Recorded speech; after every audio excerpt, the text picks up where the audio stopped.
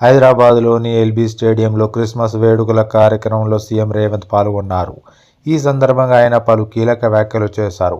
December నెల ఒక miracle నెల, యేసు ప్రభు జన్మించిన నెల, సోనియా గాంధీ పుట్టిన నెల, తెలంగాణ రాష్ట్ర ఏర్పాటు ప్రక్రియ ప్రారంభించిన నెల, ప్రపంచంలో అత్యధికంగా జరుపుకునే పండుగ క్రిస్మస్, నిన్ను నువ్వు ప్రేమించుకున్నట్లే పొరుగు వారిని ప్రేమించాలని యేసు ప్రభువు సందేశం అందించారు.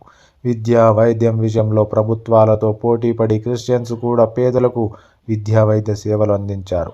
కొన్ని సందర్భాల్లో ప్రభుత్వం కంటే ఎక్కువ నాణ్యమైన సేవలు అందించి సమాజ నిర్మాణంలో వారు భాగస్వామ్యం అవుతున్నందుకు వారికి నా అభినందనలు.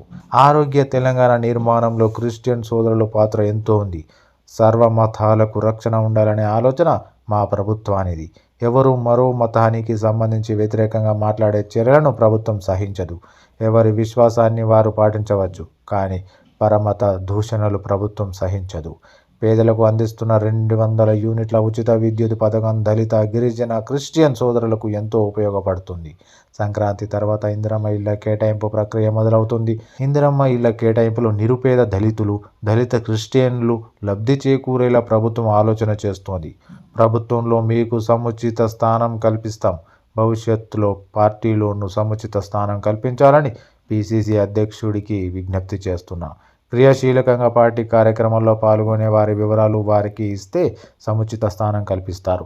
సంక్షేమ పథకాల్లో మీ కోటా, మీ వాటా మీకు అందించేలా ప్రభుత్వం కార్యాచరణ తీసుకుంటుంది.